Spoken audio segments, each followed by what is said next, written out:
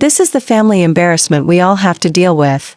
At my son's wedding, his new wife introduced me to her wealthy parents. Everyone laughed until her father stared at me and gasped, "Aren't you the secret multimillionaire who bought my company?" I'm glad you're here. If you're watching this video, please give it a like, subscribe to the channel, and tell me in the comments where you're hearing my story of revenge. I want to know how far it's gone. My name is Emily Turner, but most people just call me Emily. I've spent the last 15 years perfecting the art of being strategically invisible, which turned out to be great preparation for what was coming. My son Dylan had been dating Jessica for 8 months, and I had only seen her twice before today. 2 brief encounters where she asked me very direct questions about my modest lifestyle and whether I might need help with my expenses as I got older. The wedding was spectacular. I have to admit that. The Reynolds estate stretched for more than 50 acres in the rolling hills of Virginia with a private chapel that could hold 300 people and gardens that must have cost millions of dollars. Jessica walked down the aisle in a dress that probably cost more than what most people earn in a year. And Dylan looked happier than I had seen him since his father passed away. I chose my own outfit very carefully. A simple navy blue dress from a nice department store paired with my grandmother's pearl necklace. Nothing flashy, nothing that would draw attention. I learned a long time ago that the key to privacy is to look exactly like what people expect to see. A widow living comfortably but modestly on an engineer's pension and her late husband's life insurance. The ceremony was beautiful, though I couldn't help but notice how Jessica's mother, Paula, was sizing me up like I was a piece of furniture that didn't quite match the decor. But the reception was where everything changed. The Reynolds family spared no expense. Ice sculptures, a 12-piece orchestra, and enough flowers to open a floral shop. I was at a table in the corner watching my 32-year-old son dance with his new wife when Jessica approached with her parents. "Mom, Dad," she said with that sickly sweet tone that sets your teeth on edge. "I want you to meet Dylan's mother." And then she said the words that changed everything. Robert Reynolds' eyes locked onto my face with a look of recognition that made my stomach turn. "Emily Turner?" he murmured, and just like that, I was no longer invisible. "Wait. Aren't you the woman from the Reynolds Holdings acquisition board 3 years ago? Aren't you that mysterious investor who bought my company?" Robert Reynolds' words cut through the noise of the reception like a knife through silk. The color drained from Jessica's face as she looked back and forth between her father and me, her look of superiority replaced by pure confusion. Paula Reynolds' diamond bracelet sparkled as she brought a hand to her neck, and I could almost hear the gears turning in her socialite mind. The truth is, most people don't know what real wealth looks like. They expect diamonds and designer clothes, luxury cars and flashy displays. They don't expect a woman in a simple but elegant dress who shops at normal stores and drives a reliable sedan. That's exactly what I've counted on for the last 15 years. It all started with an invention by my late husband, Thomas. A small piece of technology that revolutionized the efficiency of cell phone batteries. We were both engineers. Thomas and I working for a tech company in Austin in the early 2000s. When Thomas developed his power management system in 2010, we thought we might be able to retire comfortably. We never imagined we were sitting on a gold mine. The patent was sold in 2012 for $25 million. Dylan was 24 at the time, fresh out of his master's program in marketing, full of dreams of building his own career. That same day, Thomas and I made a decision that would shape the next 13 years of our lives. We told Dylan we had received a nice payout enough to be comfortable, but nothing extravagant. He never questioned it. He probably assumed it was $1 million or $2 million at most. What Dylan didn't know was that the $25 million was just the beginning. Thomas and I took that money and began to invest it systematically. First in conservative stocks, then in growth companies as we learned the market, real estate in emerging areas, tech startups with solid foundations. Thomas had a gift for spotting undervalued opportunities before anyone else. By the time he passed away 5 years ago in 2020, our portfolio was worth over $800 million. $800 million. The same amount I used to acquire Reynolds Holdings 2 years after Thomas's death. The irony was delicious. While Jessica was looking down on me and asking if I needed help managing my finances, I had been the anonymous investor who saved her father's company from ruin. The same company he almost destroyed with his reckless ambition and poor debt management, forcing him to sell to what he thought was a corporate investment firm. That firm was a shell company controlled by me. I bought Reynolds Holdings not for revenge, but because its core business was solid despite Robert's mismanagement. It had a good structure, strong client relationships, and talented employees. Under proper financial supervision, it thrived again. The man whose daughter had just called me the family's embarrassment had been living off my business decisions for the last 3 years. "I'm sorry," I said in a low voice, looking directly at Robert. "I think you're confusing me with someone else." But we both knew he wasn't. I could see the memory in his eyes of that boardroom meeting where I sat silently while my lawyers handled the negotiations. Back then, he barely spoke to me, assuming I was just someone's wife there as a formality. Now, as Jessica stared at us with growing alarm, I realized my carefully guarded privacy was about to become a very big problem. The next morning, I was in my cozy apartment, sipping coffee from my favorite mug, watching Dylan pace back and forth in my living room like a caged animal. He had called me at 7 a.m. demanding answers I wasn't ready to give. I hadn't slept a wink. My mind kept replaying Robert Reynolds's face when he recognized me and the panic I saw in Jessica's eyes. "Mom, you have to help me understand what happened last night," Dylan said, running his hands through his hair like a frustrated kid. "Robert Reynolds pulled me aside after you left. He asked me some very specific questions about Dad's patents and your investment activities." I had quietly slipped out after Robert's revelation, claiming I was tired.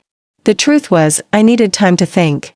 15 years of carefully protected privacy had crumbled in a single moment, and I didn't know how to handle the fallout. Dylan was different from his father. While Thomas was methodical and strategic, Dylan was direct and emotional. "What kind of questions?" I asked, though I could already guess. He wanted to know about Dad's tech patents. About whether you were involved in major business deals. About our family's real financial situation. Dylan stopped pacing and stared at me with those serious brown eyes he'd inherited from Thomas. "Mom, he seemed to think you were some kind of major investor." It was weird. Suddenly, my coffee tasted bitter. This was the conversation I had been both expecting and dreading. Dylan had built his career as a senior marketing manager through his own talent and hard work. He had earned his place at a respected company, bought his house with years off savings, and lived modestly because he thought those were the values Thomas and I had taught him.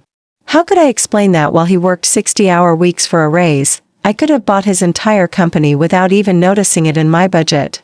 That while he saved for his down payment, I was managing a portfolio worth more than a small country. "Dylan, sit down," I said gently. "We need to talk." But before I could continue, my phone buzzed. It was a text from Jessica. "Emily, I think we should have lunch today. There are some things Dylan and I want to discuss with you." I showed the message to Dylan, watching his face shift from confusion to concern. "What do you think she wants to talk about?" he asked. I had a pretty good idea. Jessica Reynolds was not the type to leave things unresolved, especially when money was involved. She had probably spent all night grilling her father about his suspicions, and now she was ready to dig deeper.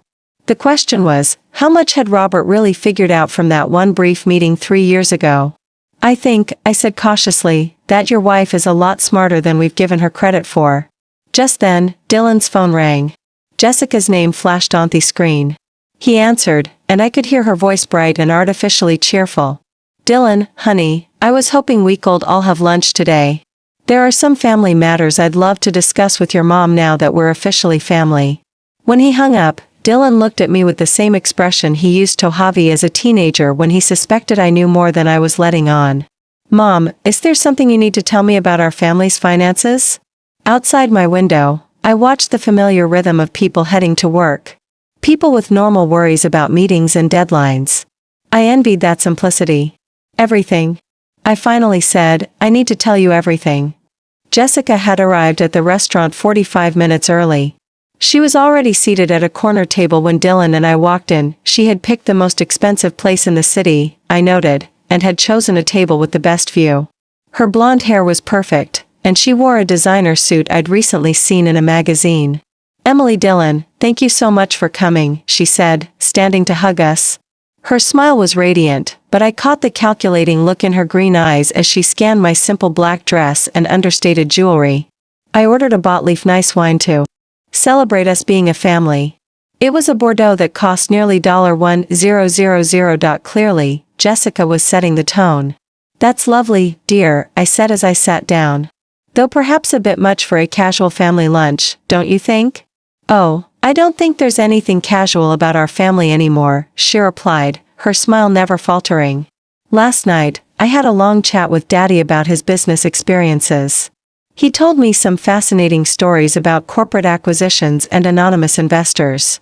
Dylan looked between us, sensing a tension he couldn't quite place. "Jessica, what does that have to do with this lunch?"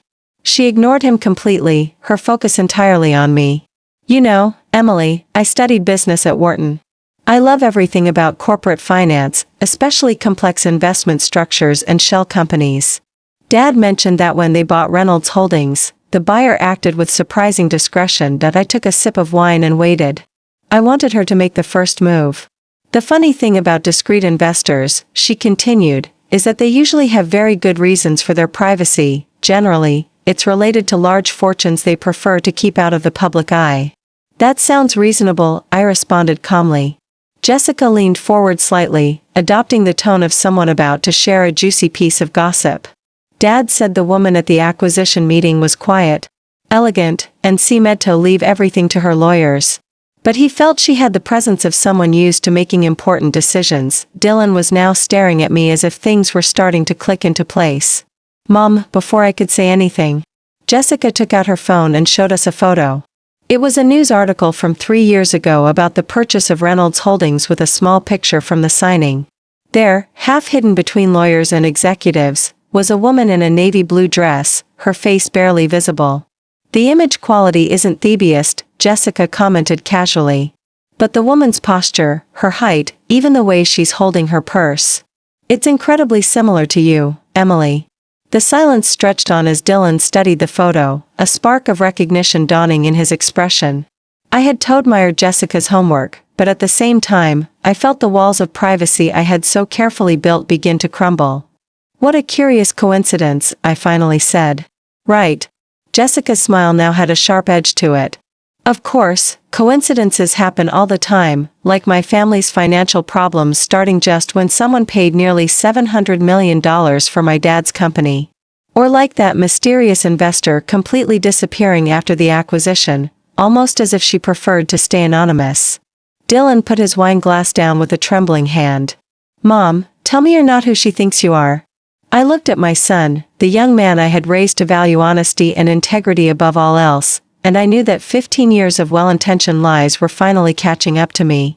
"Dylan, there are things about your father's patents and our investments that I never told you." Jessica's triumph was written all over her perfectly composed face. But as I watched her savor what she clearly believed was her victory, I wondered if she had any idea what she had just unleashed. 3 days later, I was in my financial advisor's downtown office watching James Sullivan review the documents it requested. The lunch with Dylan and Jessica had ended with my son storming out in anger after I confirmed his worst fears and with his new wife making veiled comments about family financial planning. Now I needed to understand exactly what I was up against. "Emily, I have to say this is an unusual request," James said, adjusting his glasses as he looked over the financial profile of the Reynolds family. "What's with the sudden interest in your daughter-in-law's family history?" I had called James the morning after our disastrous lunch and asked for a full workup on the Reynolds' current financial situation. What I was discovering was far more complicated than I imagined. I didn't realize that when I bought Reynolds Holdings, I was essentially acquiring my future daughter-in-law's inheritance. James raised his eyebrows. "Your daughter-in-law, the one who just married Dylan?" When I nodded, he let out a low whistle. "That's complicated. Tell me something I don't know." He pulled up several files on his computer. "Okay, let's go over this." In 2021, Reynolds Holdings was struggling to make payments on the expansion loans they took out in 2019. Robert Reynolds had over-leveraged the company, buying up smaller competitors, and when the economy tightened, they couldn't handle the debt. I remembered that acquisition well. It was one of my most strategic investments, buying a solid company at a discount because of a temporary financial crisis. What was the family's expectation at that time? According to records, Jessica Reynolds was positioned as her father's heir. She'd worked there during college summers, got their MBA with a focus on family businesses, and told everyone she was set to take over the company.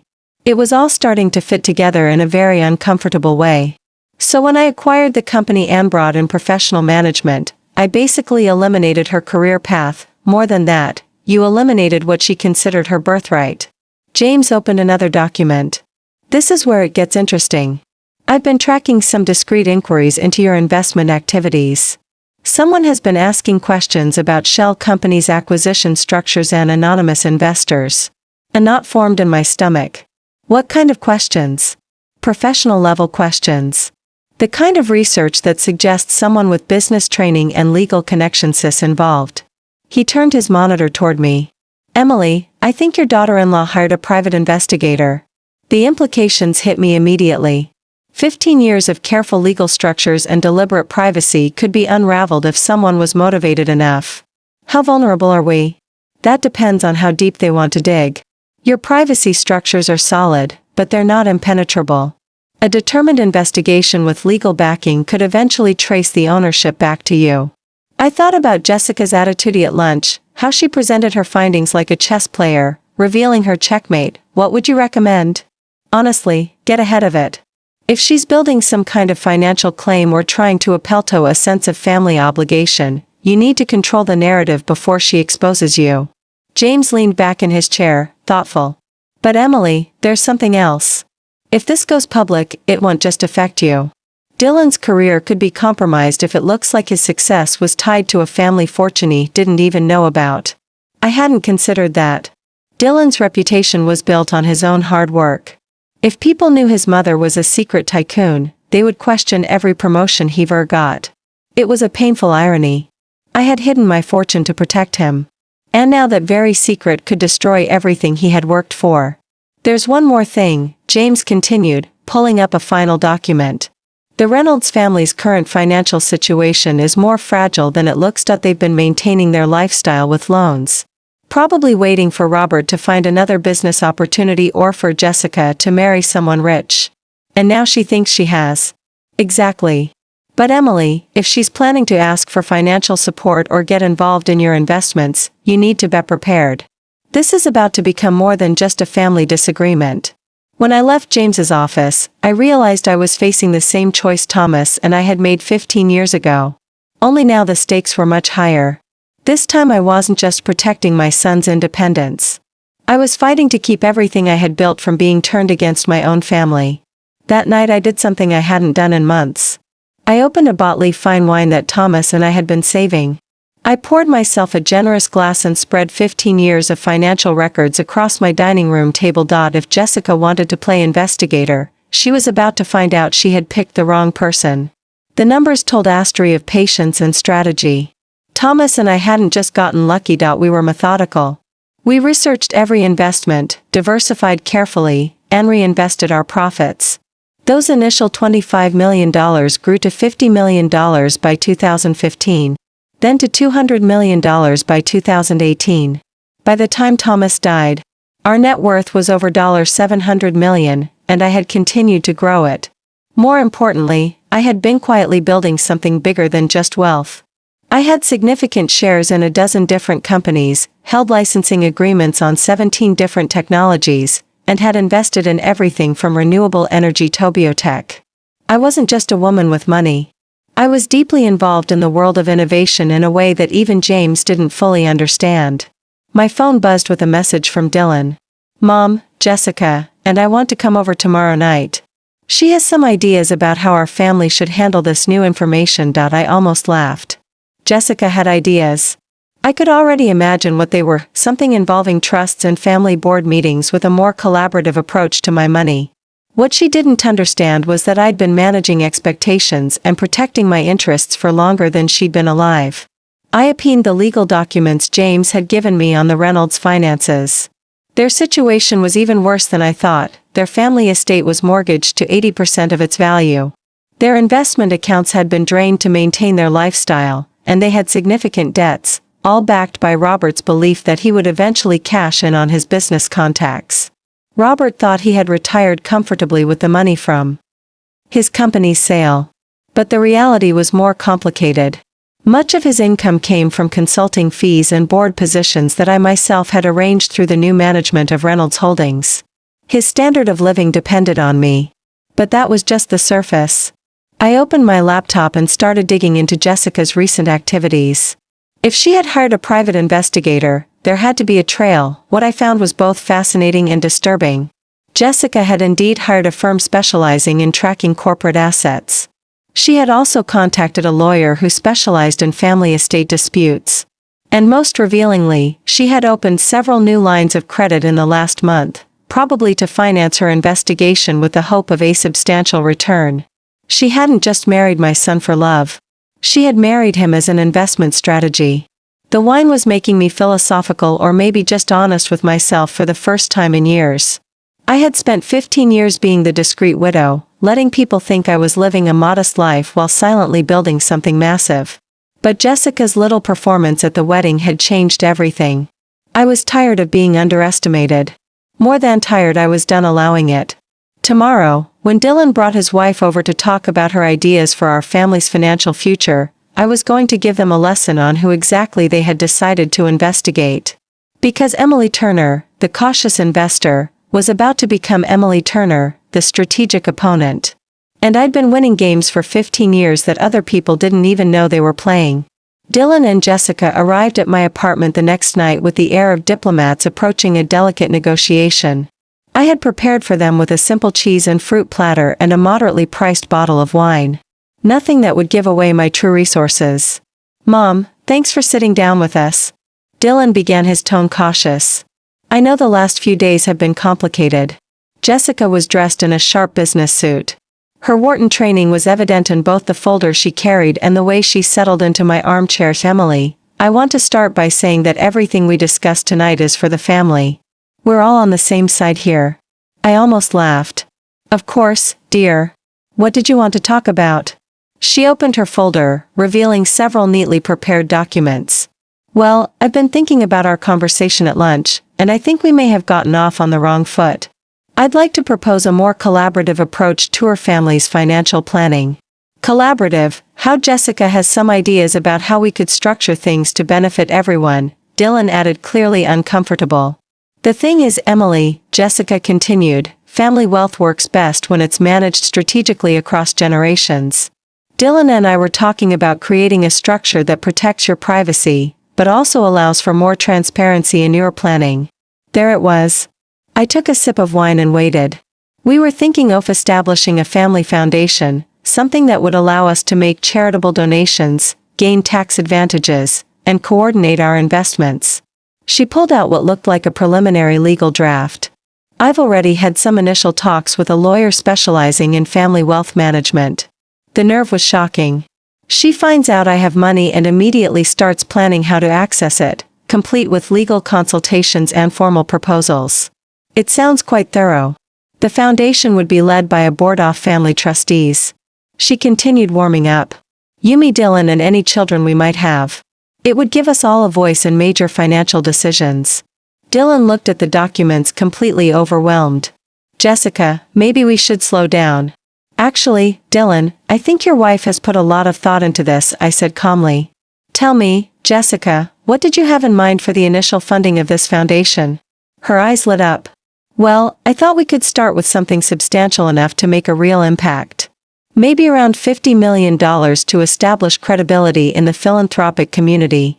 $50 million from the woman who called me a family embarrassment less than a week ago. And the board structure you mentioned," I continued casually. "How would the votes be distributed?" "I think equal representation would be the most logical," she answered confidently. 3 trustees, 3 votes, very democratic. I set my wine glass down and looked her straight in the eye. "Jessica, can I ask you something honestly?" "Of course. Do you love my son?" The question caught her completely off guard. She glanced at Dylan, then back at me. "What kind of question is that?" "A simple one. Do you love Dylan for who he is, or do you love what you think being married to him represents?" The silence in the room was thick with tension. Dylan looked between us, growing more nervous by the second, and Jessica's calm facade began to crack. "I think it's unfair how you're framing our relationship." "Is it?" I stood up and walked to a bookshelf where I pulled out a folder I had prepared. Because I have some information that might clarify things. I returned to my seat, opened the folder, and showed her the investigation report James had prepared. Her face went pale as she recognized some of the documents. This is a record of your communications with Aguilar Private Investigations over the last 2 weeks, I said evenly. It seems you hired them to research corporate ownership structures and trace anonymous investors. Quite expensive from what I can see. Dylan stared at his wife in disbelief. Jessica, you hired private investigators. It's not what it looks like, she said quickly. I just wanted to better understand the family's financial situation.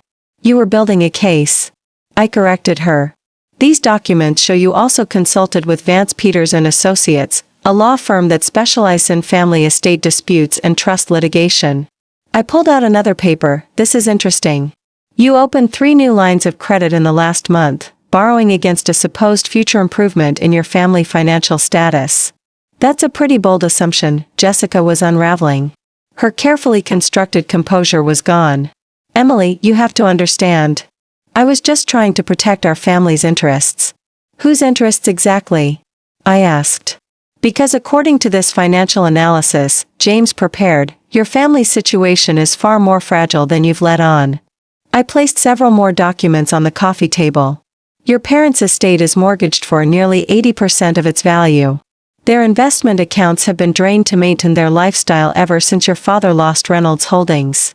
In fact, most of their current income comes from consulting contracts that I arranged through the company's new management. Dylan scanned the documents, his expression shifting from confusion to anger and then to a deep profound disillusionment. Mom, how do you know all this?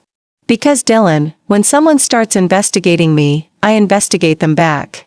And what I discovered is that your wife's family has been living on borrowed time and borrowed money for the last 3 years. Jessica finally found her voice, but it was trembling.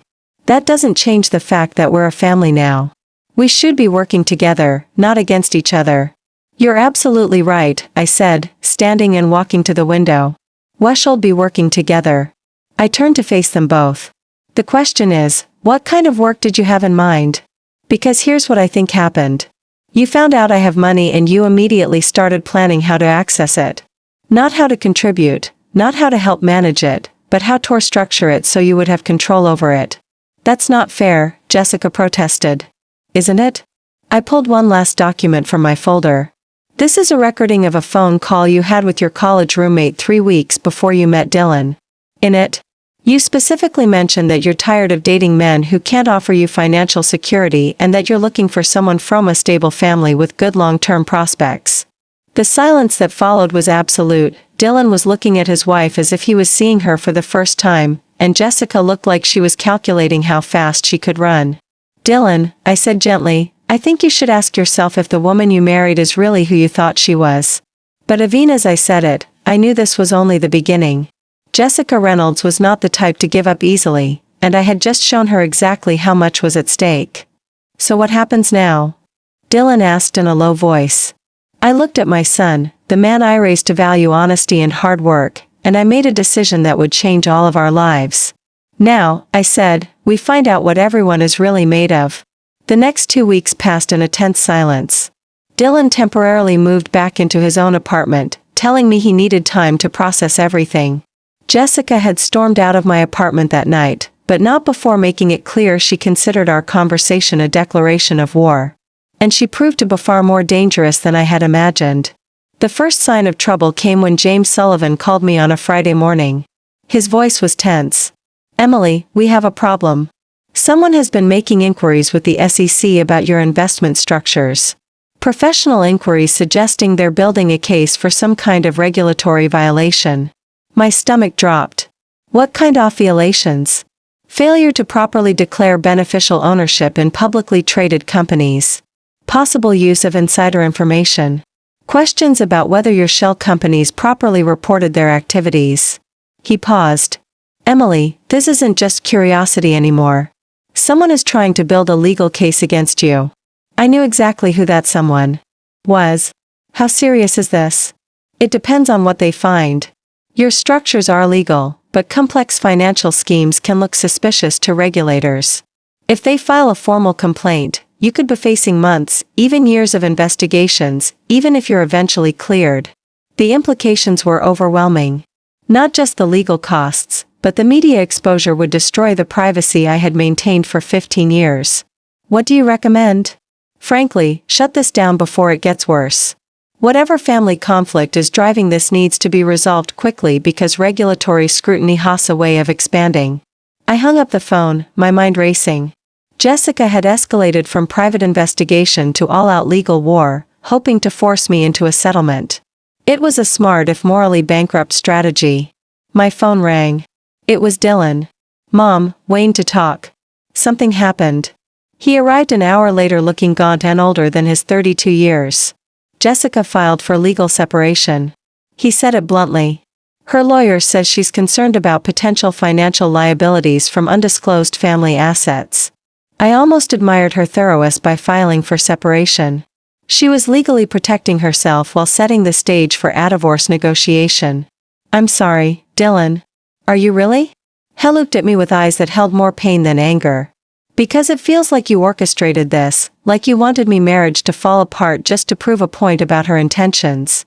The accusation hurt more than I expected. Dylan, I never wanted your marriage to fail. I wanted you to understand who you married before it was too late. By destroying her family's financial stability and investigating her like a criminal, he shot back. Mom, I don't even know who you are anymore. That stung, but I held my ground.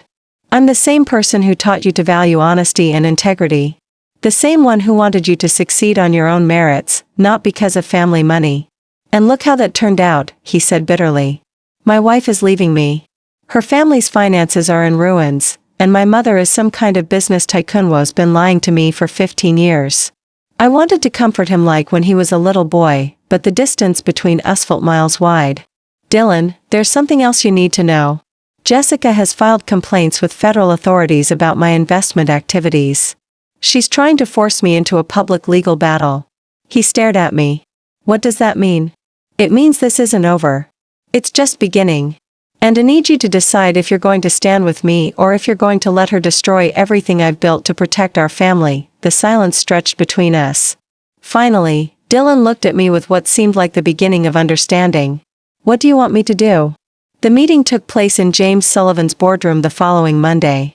It was me, Dylan, Jessica, her lawyer, Mark Vance, and her parents, Robert and Paula Reynolds. The air was so tense you could cut it with a knife. Let's be clear about why we're here. Mark Vance began smoothing his expensive suit. My client has discovered that Mrs. Turner has been concealing considerable assets while allowing her son's wife's family to suffer financial hardship. This suggests a deliberate pattern of deception that warrants investigation. James, sitting beside me, responded calmly. Mr. Vance, Mrs. Turner's financial activities are perfectly legal. Your client's recent complaints to the authorities seem motivated by personal animosity rather than legitimate concerns. Jessica leaned forward. This isn't about personal animosity. It's about family responsibility and transparency. Emily has been manipulating people's lives while pretending to be someone she's not. I finally spoke. Jessica, I have never manipulated anyone. I invested in failing companies and made them thrive. I kept my life private because I prefer discretion. Neither of those things is illegal or immoral. You bought my father's company and let him believe he had failed as a businessman, she shot back. Your father did fail as a businessman, I replied calmly. I saved his company and protected his employees' jobs. Under his management, Reynolds Holdings would have been bankrupt within months. Robert Reynolds, who had been silent, cleared his throat.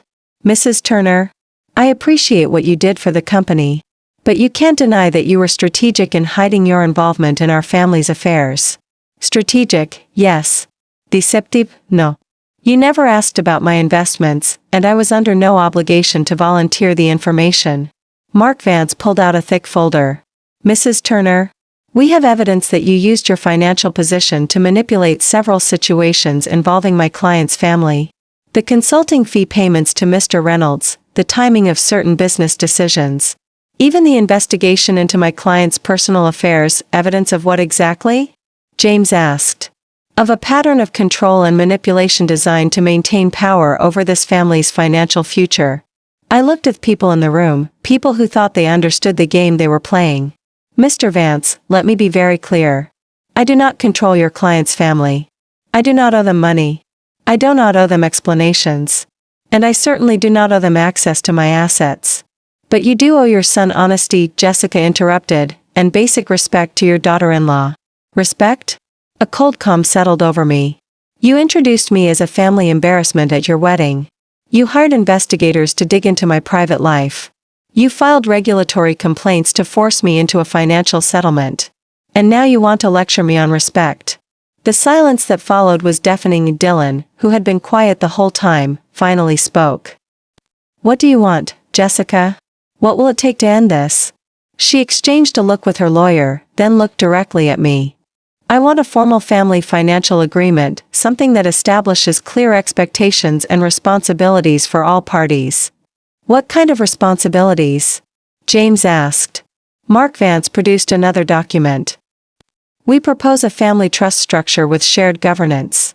Mrs. Turner would contribute a substantial portion of her assets, approximately $15 million, to the trust, which would be managed by a family council for the benefit of all members. I almost laughed at the audacity. You want me to put my money into a trust controlled by a committee that includes the people who have been investigating me and filing complaints against me? We want a fair arrangement that protects everyone's interests, Jessica said. I stood and walked to the boardroom window, looking down at the street where people were going about their normal lives, oblivious to the financial war being waged 20 floors above. I have a counterproposal, I said, turning to face the room. Jessica, you have 72 hours to withdraw all regulatory complaints and cease all investigative activities. In return, I will give you a settlement that allows you and your parents to maintain your current lifestyle without any further interference from me. What kind of settlement? Mark Vance asked suspiciously. $5 million. A one-time payment. In exchange, you will sign an agreement promising to never contact me or my son ever again. The room went completely silent. Dylan stared at me in shock. Mom, you can't be serious. But I had just offered $5 million to permanently remove toxic people from our lives. And from the looks on their faces, everyone was beginning to understand just how serious I was about protecting what mattered. $5 million, Jessica repeated slowly, as if testing the words. To never contact Dylan again. That's right. Mark Vance was already doing the math. I could see it in his eyes. $5 million was more than his client could ever hope to win in a lawsuit.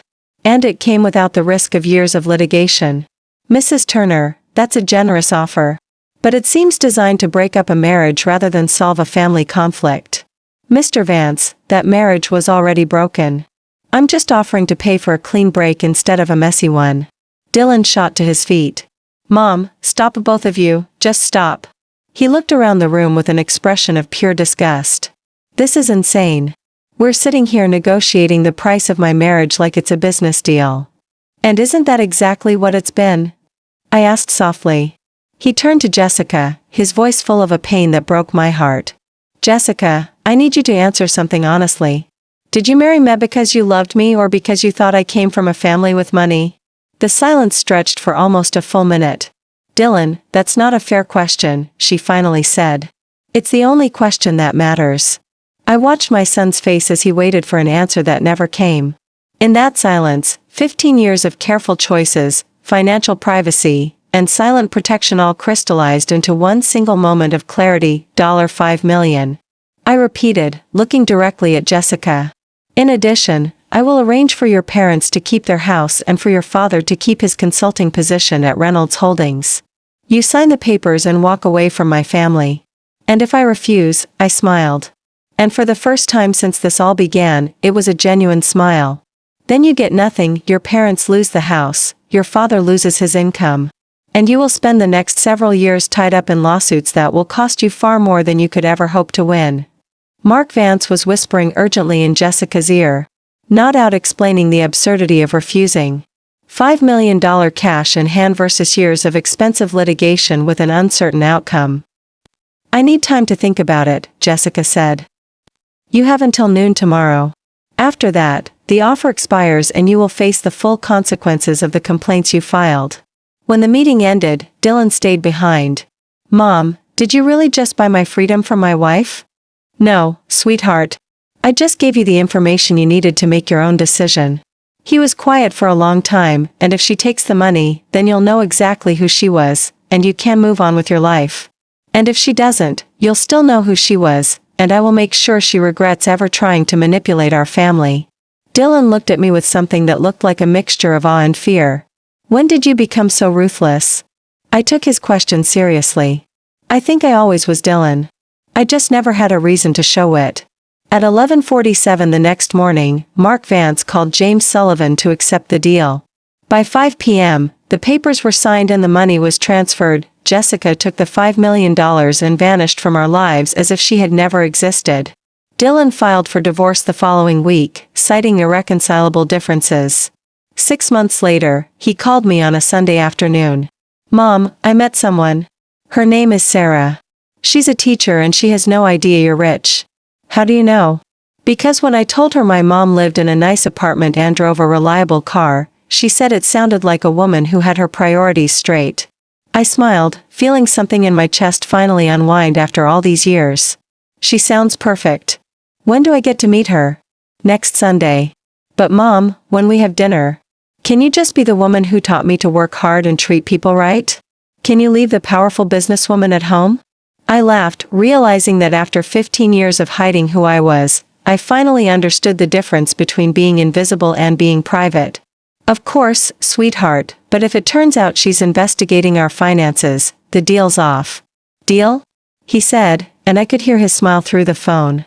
For the first time in months, the future looked exactly as bright as he had always planned it to be. After everything that happened, I discovered that the greatest wealth they had wasn't my investments or my hidden accounts. It was the chance to start over, to decide how I wanted to spend my time, my energy, and my name. For years, I had lived in the shadows, afraid of the world knowing who I really was. Now I understood that real power was in choosing how I wanted to be remembered. My first decision was simple. I sold the apartment where I had spent the last 15 years. It held too many ghosts. I moved to Santa Fe, a place that had always fascinated me with its art and history. There, nobody knew me as the millionaire widow or the difficult mother-in-law. I was just Emily, a woman who enjoyed walking through the farmer's market and talking to local artists. I also started a small quiet cultural foundation. No press releases, no gold plaques with my name on them. I called it the Thomas Fund in honor of my husband. We support young engineers from Austin and Chicago who dream of patenting their ideas but don't have the resources. Seeing kids from humble backgrounds present their prototypes at international fairs gave me a satisfaction no stock dividend ever could. Over time, the rumors about my fortune faded. The people in Santa Fe saw me as the lady who always came to the 8 a.m. service with a blue shawl, the same one who stayed after to hand out bags of groceries to families in need. I liked that simplicity, that chosen invisibility. My relationship with Dylan took time to heal, but we got there. There were awkward dinners and painful silences, but when I met Sarah, his new partner, I knew it had all been worth it. Sarah hugged me like she'd known me forever without asking about balance sheets or companies. She just said, "Now I see where Dylan gets his way of listening without judgment." It was then that I felt the bond between a mother and son, though strained, was strong again. At Christmas, for the first time in a long time, my table was filled with genuine laughter. No champagne glasses hiding social comparisons, just cookies, hot cocoa, and poorly sung carols. That night, I stayed up late looking at the lighted tree and thought about how much Thomas would have enjoyed seeing our family free of masks. I won't lie, there are still moments when the shadow of Jessica enters my thoughts. I know that with $5 million, she'll find another way to reinvent herself, maybe in another city with another victim. But that's not my problem anymore. I learned that I can't save everyone, and I don't have to carry those who only see me as a walking ATM. Now my days are filled with simple routines. Pottery classes, brunch with me neighbors, and occasional trips to support community projects. I don't need bodyguards or armored cars. I need peace. And you can't buy that with millions. The funny thing is, when I stopped hiding who I was, I also stopped being afraid. I'm no longer scared of someone discovering my fortune because I understand that the numbers in a bank account don't define my worth. What defines me is how I use those resources to transform even just a little the lives of others. A few months ago, a young student who received a scholarship from the Thomas Fund approached me with tears in his eyes. Mrs. Emily, thank you. If it wasn't for you, I'd still be loading boxes in a warehouse. Now I'm in Pittsburgh finishing my engineering degree. That sincere gratitude was the real end to all the drama with the Reynolds family. Today, I look back and smile. Yes, I was invisible for 15 years, but I learned that invisibility can be a strategy, not a sentence. And I also learned that the most elegant revenge isn't destroying the person who tried to humiliate you, but thriving in their absence. So, here I am in my 60s, living in a town that smells of fresh bread and bougainvillea, surrounded by people who measure me not by my money, but by my presence. I finally understood that life wasn't asking me to be perfect, just to be authentic. And if anyone ever introduces me as the family embarrassment again, I have my answer ready. The real embarrassment is wasting a life trying to impress others when you could be spending it leaving a mark that actually matters. The story we tell is fictional, but it is inspired by real events. The names and places have been changed to protect the identities of those involved. We don't tell this to judge, but in the hope that someone will listen and stop to think how many mothers are suffering in silence within their own homes. I'm truly curious. If you were in my place, what would you have done? Would you choose silence to keep the peace, or would you dare to confront everything to reclaim your voice? I want to know what you think, because every story is a candle that can light the way for someone else. God always blesses, and I firmly believe that courage leads us to better days. Meanwhile, on the end screen, I'm leaving you two of the channel's most beloved stories. I promise they will surprise you. Thank you for staying until the end.